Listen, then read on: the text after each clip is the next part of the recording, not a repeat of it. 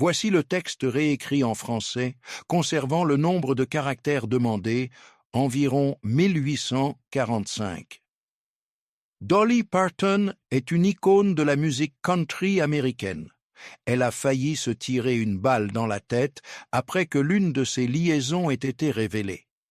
Cela a laissé beaucoup de monde se demander pourquoi son mari est resté à ses côtés depuis plus de 56 ans. Alors, pourquoi Dolly ne veut-elle rien avoir à voir avec Elvis Presley? Et quelle était exactement sa relation avec l'acteur Burt Reynolds? Restez à l'écoute pour le découvrir. Dolly peut remercier son enfance d'avoir contribué à son succès précoce dans la musique, mais elle a aussi révélé, lors d'une récente interview, que ses souvenirs d'enfance la hantent encore aujourd'hui. Dolly Parton est connue pour son talent, son charme et sa personnalité captivante, des qualités qui l'ont maintenue au sommet de l'industrie musicale pendant plus de 5 décennies. Pourtant, son parcours, depuis des débuts modestes jusqu'à une célébrité mondiale, est une histoire profondément émouvante. Originaire d'un petit coin des majestueuses Smoky Mountains, où la pauvreté et l'adversité rythmaient quotidiennement la vie, Dolly est née dans une famille nombreuse. 12 enfants entassés dans une petite cabane en rondin d'une seule pièce, sans électricité, sans eau courante, mais remplis d'amour et de résilience pour continuer. La famille Parton survivait en cultivant le tabac, chaque centime devant être économisé pour nourrir autant de bouches. Les nuits d'hiver dans les montagnes étaient rudes. La petite cabane glaciale rendait même le sommeil difficile. Pourtant, dans les moments les plus durs, des souvenirs se créaient que Dolly n'oublierait jamais. Dans une interview franche et pleine d'humour accordée à Playboy en 1978, Dolly avoua que, faute de moyens, les enfants partageaient tous les lits, rendant l'urine inévitable. Elle se réveillait souvent trempée, sans drap propre pour se changer. Mais au lieu d'en avoir honte, Dolly trouvait un côté positif. « Au moins, ça me tenait chaud pendant ces nuits froides », disait-elle avec un sourire confiant. C'est ainsi que Dolly vit sa vie, toujours trouver une étincelle dans les ténèbres, un peu de chaleur dans les jours les plus froids. L'été, la vie était un peu plus facile. Les enfants pouvaient se baigner dans la rivière voisine en utilisant du savon fait maison. Mais quand l'hiver arrivait, toute la famille devait partager une seule marmite d'eau chaude pour se laver, un rappel constant de la rareté. Dans cette lutte sans fin, les parents de Dolly mirent en place un système pour prendre soin de chaque enfant. Les aînés étaient responsables des plus jeunes. Dolly apprit à bercer les bébés pour les endormir, à veiller sur eux avec attention et à répondre à chaque petit besoin. Ces tâches, apparemment insignifiantes, façonnèrent sa compassion et son sens des responsabilités, qualités qui la définiraient autant que sa musique plus tard. Un des chocs les plus douloureux de son enfance fut la mort de son petit frère Larry, décédé quelques jours après sa naissance. Dolly avait seulement 9 ans. Cette perte laissa une cicatrice profonde dans toute la famille, une douleur que les mots ne pouvaient apaiser complètement. Pourtant, la vie devait continuer, et Dolly comprit vite que la musique était le remède miraculeux qui l'aidait à guérir et à garder espoir. Très jeune, Dolly étonnait par sa voix puissante et son habileté à la guitare. Encouragée par son oncle, elle eut l'opportunité de se produire à la télévision et à la radio dans l'émission Cass Walker Farm and Home Hour. Ce fut un tournant décisif qui la rapprocha du public. Rapidement, les auditeurs du Tennessee se familiarisèrent avec la petite blonde aux yeux brillants et à la voix pleine d'émotion. Elle n'était pas seulement une enfant talentueuse, mais un symbole de persévérance et de détermination, luttant pour sortir de circonstances qui paraissaient autrefois impossibles. En 1959, à seulement 13 ans, la vie de Dolly Parton prit un nouveau tournant lorsqu'elle fut invitée par la légende de la country Johnny Cash à monter sur la prestigieuse scène du Grand Ole Opry. Personne ne s'attendait à ce qu'une jeune fille des montagnes du Tennessee illumine toute la salle, mais c'est exactement ce qu'elle fit. Le public fut tellement conquis qu'il réclama 3 rappels. Ce moment ne fut pas seulement une explosion de talent, mais le signe qu'une nouvelle étoile allait naître. Après son diplôme d'études secondaires, Dolly quitta sa maison pour Nashville, le cœur de la musique country, où son parcours professionnel débuta véritablement. À une époque où seules peu de femmes étaient reconnues dans l'industrie, Dolly ne se contenta pas de chanter. Elle écrivit aussi ses propres chansons avec une détermination et un courage sans faille. Elle remporta 9 Grammy Awards et s'imposa progressivement comme une icône musicale américaine. Le talent de Dolly dépassa les ballades émouvantes. Elle s'aventura aussi dans le cinéma, charmant rapidement les spectateurs dans des films comme 9 to 5 et Steel Magnolia. Sans jamais se contenter de ses succès personnels, elle chercha à inspirer les autres. Elle créa Dollywood, un parc culturel célébrant le patrimoine des Appalaches, et fonda la Imagination Library, un programme qui envoie des livres gratuits aux enfants du monde entier. À ce jour, plus de 140 millions de livres ont été distribués, ouvrant les portes du savoir à des millions de jeunes esprits. Malgré sa carrière brillante, la route de Dolly fut semée d'embûches. En tant que femme dans une industrie musicale dominée par les hommes, elle dut faire des compromis qu'elle n'aurait jamais souhaités. Pendant ses 7 années dans l'émission de variété de Porter Wagoner, elle connut la célébrité, mais se sentit constamment cantonnée au rôle de choriste. Lorsqu'elle prit finalement la décision de quitter le show pour une carrière solo, elle emporta avec elle bravoure et détermination farouche pour prouver sa valeur. Tous ses pas ne furent pas des succès. Son émission télévisée des années 1970, Dolly, ne rencontra pas les attentes et fut rapidement annulée.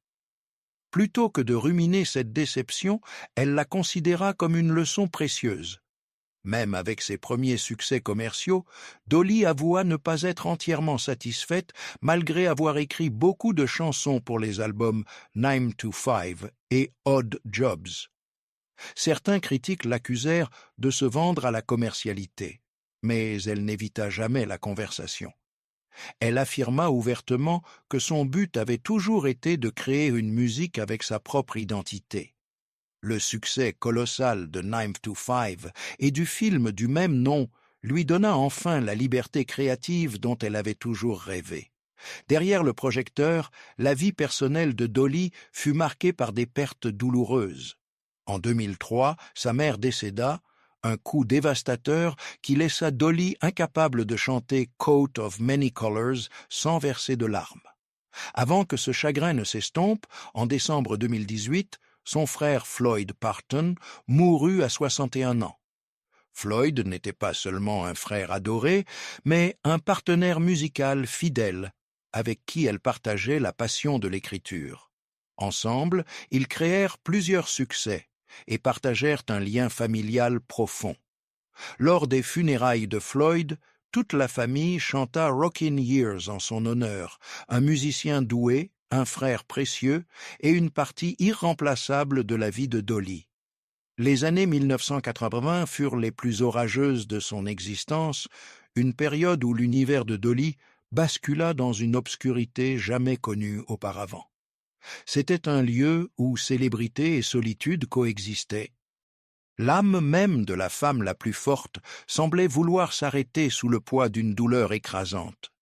Dans le livre Dolly on Dolly publié en 2017, elle révéla pour la première fois une blessure profondément personnelle, une liaison qui eut lieu au sein d'un mariage longtemps considéré comme inébranlable avec Carl Dean. Cette trahison fissura bien plus que sa confiance. Elle la plongea dans une crise émotionnelle sévère. Chaque matin semblait couvert de ténèbres. Elle se sentait vide, sans direction, et terriblement proche d'abandonner la vie. La pensée de tout finir ne la traversa pas seulement. Elle s'accrocha, persistante et effrayante. À mesure que son monde émotionnel s'effondrait, sa santé physique suivait la courbe. En 1982, elle dut annuler une grande tournée à cause de douleurs abdominales sévères et de saignements anormaux. Son état s'aggrava jour après jour. Après des examens approfondis, elle subit une hystérectomie partielle en 1984. Le coup le plus dur arriva quand les médecins lui annoncèrent qu'elle ne pourrait jamais avoir d'enfant. Cette nouvelle la dévasta, anéantissant un rêve de maternité poursuivi depuis longtemps.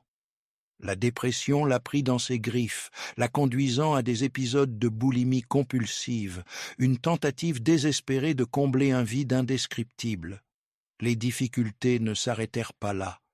Des tensions commencèrent à monter en silence dans sa famille, rendant l'état émotionnel déjà fragile de Dolly encore plus instable.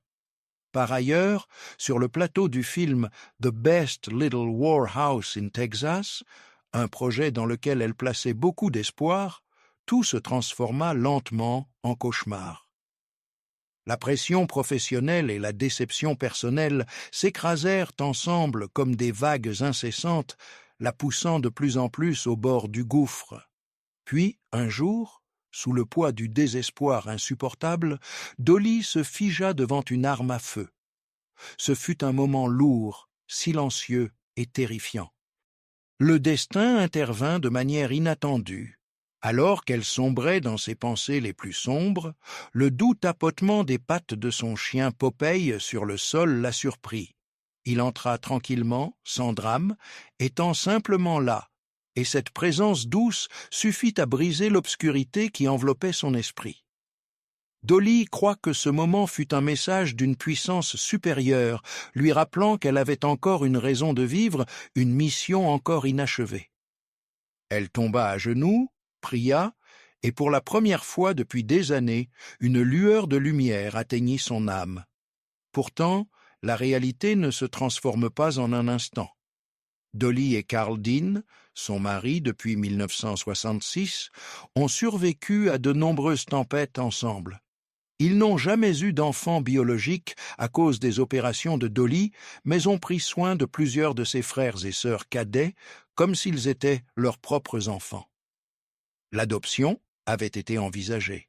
Pourtant, avec l'emploi du temps exigeant de Dolly et la pression intense de l'industrie du spectacle, elle s'interrogeait souvent sur sa capacité réelle à se consacrer à la maternité comme elle le croyait mériter. Le temps et l'expérience l'ont finalement aidée à voir une perspective plus large de sa vie.